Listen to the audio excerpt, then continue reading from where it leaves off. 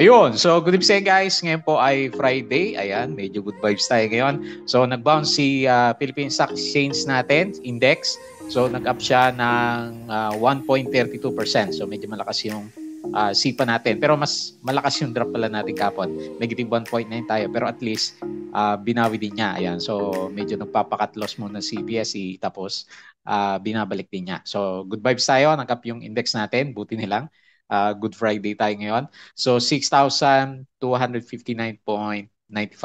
yung closing natin. So nag-double check siya malapit dito sa 6,100 level natin. Hopefully, yan yung isang support kasi hindi pa rin natin makita yung net foreign buy po ng market. So meron pa rin tayong sell ng foreigners 150.99 million. So hindi pa rin kampante yung foreigners po dito sa market natin. Okay? So ito po yung mga trading stocks. So syempre majority ng stocks is nag-bounce for today's trading natin. So sa blue chips nanguna sino ba isa? Si Wilcon, no? SCC nag-up siya ng 4.48%. So sila yung mga umatak pataas po ng index natin. Tapos si Green, ano ba nangyari dito kay Green natin? Ayan, nag-up din siya 2.6%. So meron siyang net foreign buy na meron siya 3.5 million. Itong si SEC bumalik yung nag-cut loss sa kanya na 14 million kahapon, di ba? So meron siyang 15.7 o 15.9 million net foreign buy. Ayan. So bumalik po si investor dito kay SEC. So tapos dito sa trending, nauna pala itong si ECBC natin, si Vulcan, East Coast Vulcan Corporation natin kasi na-lift na pala yung kanyang suspension. So okay naman siya nung before ng lunch kasi nag-spike pa nga siya eh. Tapos bago magkaroon ng lunch mga 11:30, bigla naman siyang binuhusan. So nag-drop siya ng 28.2%. Kasi nagkaroon pala siya dati ng trading halt kasi yung public ownership niya bumaba ng 20%. So ngayon umabot na yata siya ng 21%. Tingnan natin kung opportunity yung drop na yon kasi medyo malakas nga po yung nangyari sa kanya. Siyempre natakot yung iba, naglabasan muna. So iniisip ko kaya siguro nag-trending si si SPNEC, baka ganun din yung iniisip nila, 'di ba? Kasi nag-aantay din tayo ng pag-akyat po ng kanyang public ownership naman. Okay? So dito natin, congrats ng bounce ulit. Meron siyang gain na 4.18% tapos net foreign buy tayo ng 576K. So kahit paano meron siyang net foreign buy. So mukhang malakas yung mining, no? FNI nag-trending. So nag-up siya ng 1.7%. So umakyat pa rin yung price. Pero meron siyang net foreign sell na 9.52 million. Ayan. So yan po yung mga nag-trending dito sa mga listahan natin for today's trading. Pero medyo madami nga po tayo napansin na nag-bounce po na market. Okay? So buti na lang. Good vibes tayo ngayon. So yung disclaimer natin guys. So yung mga bago po dito sa channel, usual na viewers, yung ating reviews for education purposes lang. Huwag mo pong gagamitin ito as a reason para mag-buy, mag-sell, or hold ng stocks. Meron po kasing risk na involved sa trading, sa market. Good times or bad times, meron po yan. Okay? So double check mo po yung ating Palabi Trader na YouTube channel. Subscribe ka lang guys para updated ka lagi dito sa trending stocks review natin or kung gusto mo join ka dito sa trading group. Ayan, open po yan. Anytime naman siya. So sa mga nakasubscribe, salamat po lagi. And then sa mga nanonood dito sa trending stocks, company reviews natin, mga sample trades, yung ating mga basic indicators. So check mo na lang po yan. Aral ulit tayo kasi weekends. And then maganda kasi kung ito nga yung higher low ng market natin, then at least may lumabas na setup yung mga stock. So yun yung hanapin natin over the weekends. Building yung fundamentals, yung mga risk management plus yung ating PSE stock market studies naman. Okay? So double check mo na lang. Follow mo din ako dito sa ating crypto ko to. So nag-aantay tayo na gumanda yung mga play to earn games natin. Inaantay natin siya. So hindi pa naman nagbe-breakout masyado kasi si Bitcoin. So sa social media, follow mo ako dito sa Palabi Trader na Facebook account. So yan po yung account natin. Or dito sa Facebook page. Ayan. So para updated ka agad kapag nag-post po tayo sa mga social media, sa mga websites. So Bodega Picks sa local market na reviews natin, US market at saka sa cryptos. Tapos sa mga side hustles natin, itong si Money Earners. So check mo na habang meron pa tayong Money Earners na website. So pinag-iisipan ko kung i-retain ko to kasi medyo mahina yung niya, yung views niya. So, syempre, dun tayo sa mga websites na medyo may view siya. So, take advantage during this time kung ano yung mga pinagsasabi natin dyan. So, hopefully, medyo hindi ko na kasi masyadong nababantayan yung mga vlogs natin dito. Okay? Kahit nga dito sa sa Bodega Pick natin, di ba? Hindi na rin ako masyadong makapag-post kasi ang focus ako doon sa mga sites natin na syempre meron tayong earnings. Kaya nakakaipon tayo sa kanya naman. Okay? So, okay, so double check na yan. Tapos dito sa summary ng index sa Twitter, hindi ko pa nakita si Philippine Stock Exchange. So wala pa. Hindi pa siya, medyo late siya nag-upload ngayon eh.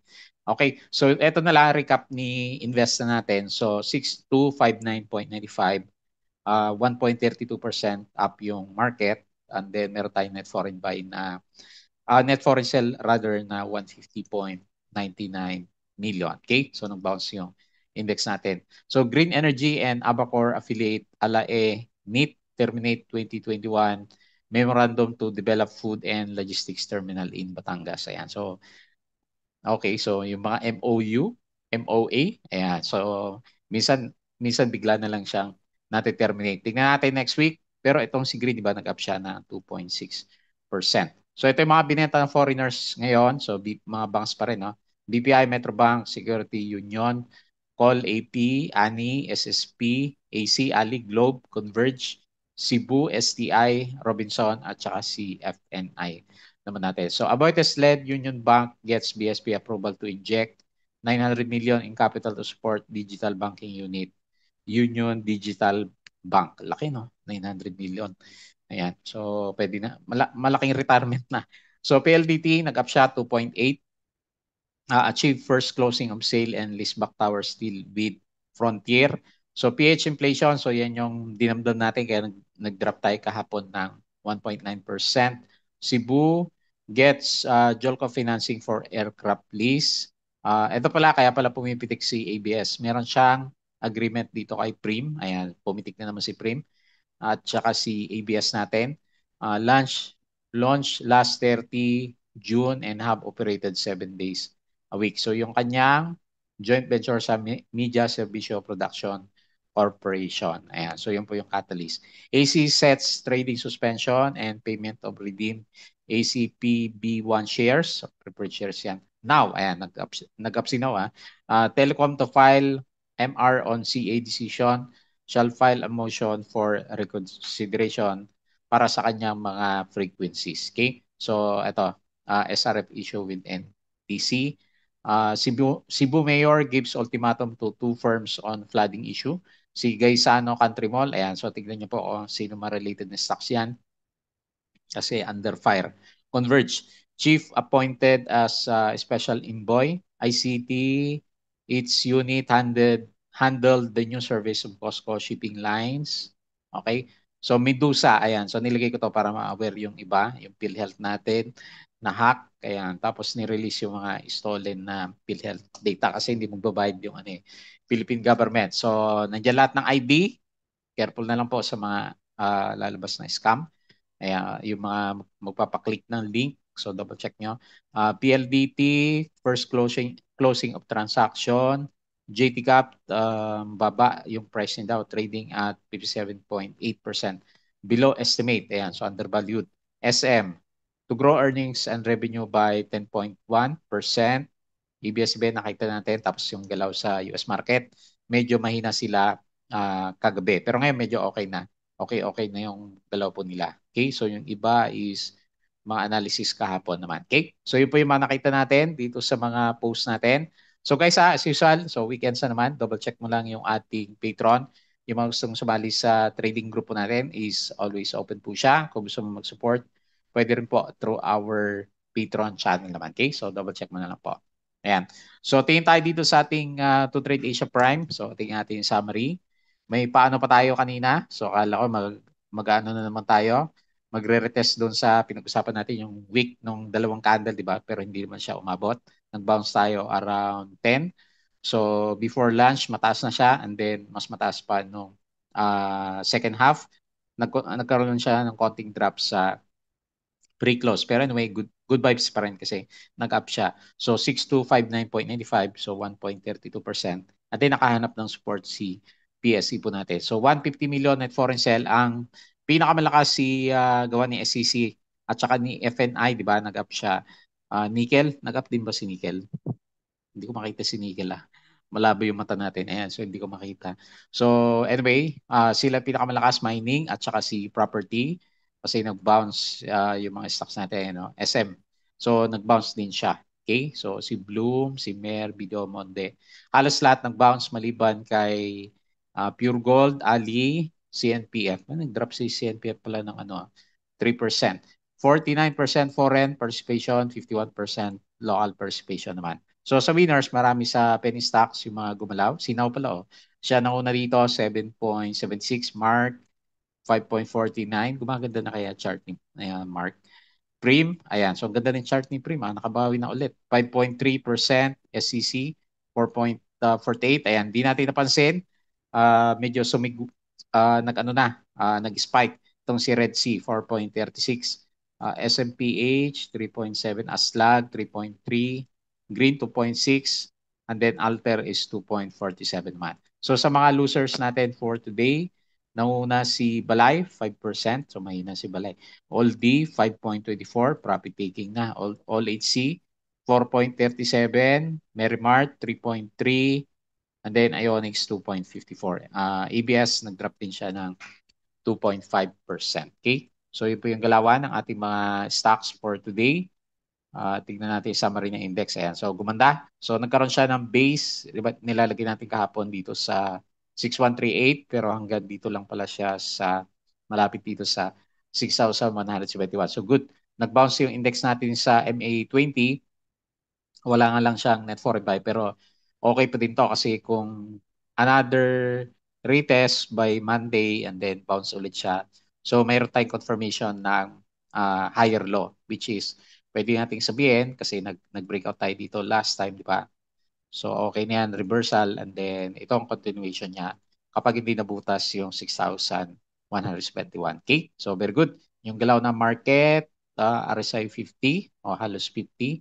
So magre-retest ulit sa RSI 50 and then kapag umarangkada tayo by next week, gaganda ulit yung itsura ng MACD formation naman. Okay? So medyo okay din, okay na rin kahit pa paano yung galaw ng market. Foreigners lang talaga yung medyo kulang natin. So tagal na natin nag-aantay ng foreigners natin. Nung huli, ang dami ng mga transactions sina MPI, sina Bloomberry, hindi natin makita yung pasok ng foreigners. So ito yung galawan dito sa US market. Okay naman, mukhang malakas ngayon. Nasdaq Futures 0.38, Dow Futures 0.29, and then S&P 0.31. Okay, so ngayon, lakas ng ano. So halos mag 1% dito sa European markets. And then dito sa malakas pa rin dito sa ano no Asian markets natin. Majority is maganda. Maliban dito kay Japan. So the rest is berding-berde po. Hong Kong, napaka-volatile na ito. No? Nag-up ng more than 1%. And then minsan nag-drop ng 2% naman. Okay? So tingin tayo dito sa cryptos. Mangyari yan. Okay, 27.7K pa rin si Bitcoin. So, hindi siya gumagalaw. Ethereum 1.6 and then BNB is 212K. So, may nakikita tayong mga berde. Meron ding mapula. So, ibig sabihin, medyo sideways yung galawan dito sa cryptos naman. Okay? So, yun po yung overall picture ng global markets. Refresh ulit natin to. Pag-usapan natin si ECBC na una sa listahan natin sa trending stocks. Okay. So hindi ko pa na-digest yung disclosure niya. Yan, ba't bigla siyang nawala yung yung historical data niya. Pero meron niya kay Investa. So anyway, nag-drop siya bigla mga bandang 11:30, yung nakita ko, nag-drop siya ng nag-up pala siya. So halos kung medyo nakabili ka sa opening kasi normally kasi pag opening nag-i-spike yung stocks natin, nag-spike siya and then bumili ka. So drop ka agad ng grabe, no? 30%. Ayan. So siguro, ang mindset ng karamihan ng traders dito is makalabas muna. Kasi since June yung yung last candle natin, ayan, no? June 1st. And then bigla siya nagkaroon ng opening. After niya ma-meet yung public ownership. So hindi ko nabasa kung sino yung bumili sa kanya. Medyo mahaba yung explanation dito. Mahaba eh. Nilagay niya yung story, so pwede niyo balikan dito. Medyo marami siyang pinag-usapan dito. Ano ba meron ba pinaka-summary? Nagkaroon siya ng 10-minute reservation period kanina and then nagbukas, nag-spike. So, nang trap muna si Vulcan bago siya magkaroon ng drop kanina. So, 21.8% na yung public ownership. So, okay na ulit siya i-trade. Ngayon, kung sumalo ka sa kanya, maganda na to. Magandang tingnan kung magba-bounce by next week, no? So, hopefully nakalabas na yung iba kasi nag-drop na siya na 28%, di ba? 28% yung base dito sa price action natin. So, grabe talaga pag penny stocks. Nag-drop siya 28.23% minus 44K net foreign sell. Call Abacus sa buyer and then call China Bank yung ating pinaka-main seller. So, resistance, piso, and then, hindi ko pa, siguro hindi pa natin pwede lagyan ng support, no? Another candle para makita natin kung tama dito sa 0.85. So, hindi natin makita yung bukas kaya tayo ng Investa saglit para makita natin yung historical chart. Ewan ko ba't hindi lumabas kay to trade Asia Prime natin. Ayan, saglit lang para makita na makasama natin yung ECBC.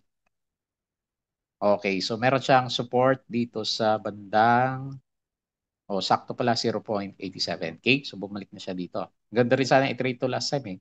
Nag-spike yun pala kukunti na lang yung public shares natin. Okay, so 0.87 yung current support ni ECBC. Next si dito, so kadito Natix, nag-bounce, malakas yung bounce 4%. Ayun sakto sa MA9. Ayan, so ito yung inabangan natin na support niya. Okay, so remains to be seen kung kaya na niya magstay diyan kasi kung kaya niya, balik tayo sa trend. So ito yung dating trend, nag-break siya and then ito, pwede rin naman kasi may support sa MA9. Okay, so bumalik sa overbought yung price action tapos above RSI 50 and then bullish pa rin naman yung ating MACD formation. So wala tayong mga bagong catalyst dito dito. Wala tayong mahanap kanina. So nag-up po siya is 4.18%, 500K net foreign buy, call Team Som ang buyer and then call FMS yung ating pinaka-main seller. Okay? So nakahinga yung mga medyo may hawak nakabili sa tuktok kay dito natin. Next, FNI. Ganda rin ang chart na ito eh. Ayan So, di ba, pinupuwersa siya last time. So, talagang pinupuwersa na magkaroon siya ng breakout. So, meron na siyang breakout. Ayan. So, nag-breakout siya dito sa 2.9, which a good sign para sa retest ulit dito sa next na peak dito sa 3.2 o 3 pesos muna, pwede rin. Pero yung overall picture ni FNI is uptrend. Ayan, nag-uptrend na siya. Kung gusto mo ng guide is ito. Loan natin. So, pwede siguro dyan, no? Kasi dyan nagkaroon ng resistance. O dyan, pwede rin naman.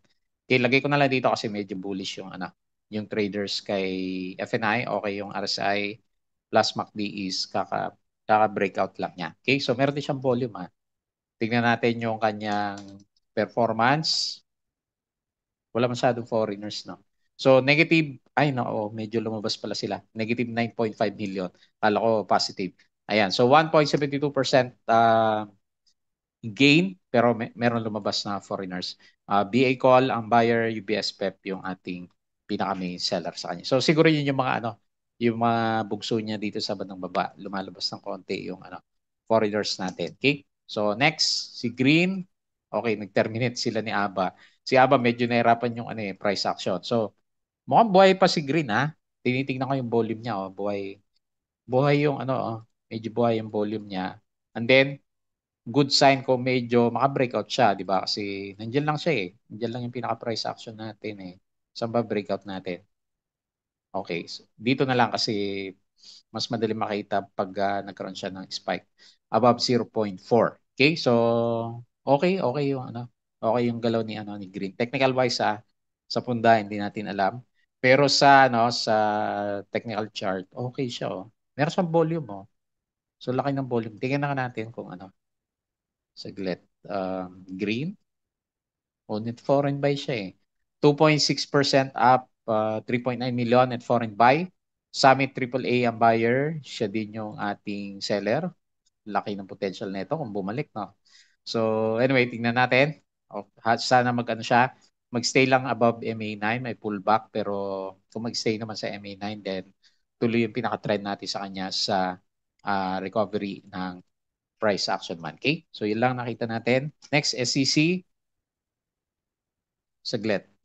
Base sa price action pala natin kanina, Wilcon pala yung pinakamataas, 4.55%. Tapos next lang itong si SCC po natin. So tingin na tayo dito sa price action niya. Okay? So nag-up siya, malakas, 4.48%. Ayan, bumalik na. Kasi kapong 14 million, di ba? Sabi nga natin. 15.8 million net foreign buy, CLSA Papa ang buyer, G-Link Papa yung ating pinaka-main seller naman. Okay? So bumalik siya. Tingnan natin kung hindi lang yan bugso nung damdamin nung bumalik na 15 million. Pero good sign kasi meron siyang bullish engulfing candle and then bumalik siya. Eksakto, medyo malapit sa MA20 which is yun yung pinakamalakas na support niya last time. So tingnan natin kung yan na ba yung catalyst natin para ma-break yung 36 pesos na resistance po ni SCC natin. Okay, so nung bounce. So yung drop, ibig sabihin yung drop niya na itong dalawang malaking candle na to is nagkatakutan doon sa, kasi yung buhos ng PSE, di ba? Nagkakaroon siya ng buhusan last time. Okay? And then lastly, si Apollo, 0% naman yung gain niya.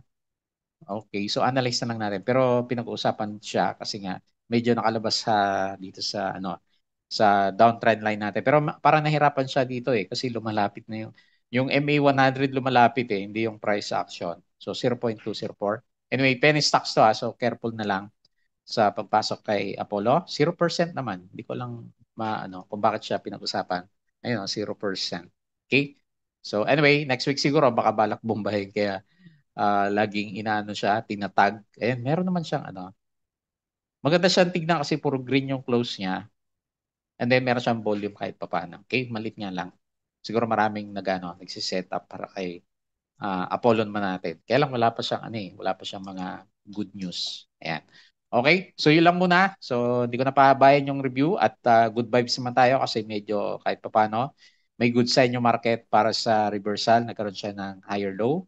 Hopefully tuloy-tuloy na and then balik yung index dito sa above ng MA9. Marami ulit pipitik syempre pag pumasok yan yung price ng index natin. Okay? So yun lang muna yung ating review. So enjoy the weekends. Bago tayo mag-close, please don't forget to subscribe dito sa ating Palambi Trader na YouTube channel. Join ka lang sa group guys kung gusto mo or mag-support, pwede rin. Crypto ko to para sa mga play turn games, Facebook account, Facebook page, Bodega Peak Money Earners, Twitter, and then Patreon sa mga may gusto ng guide sa Philippine Stock Market Trading Investing. Sali lang po kayo dito sa Patreon channel natin.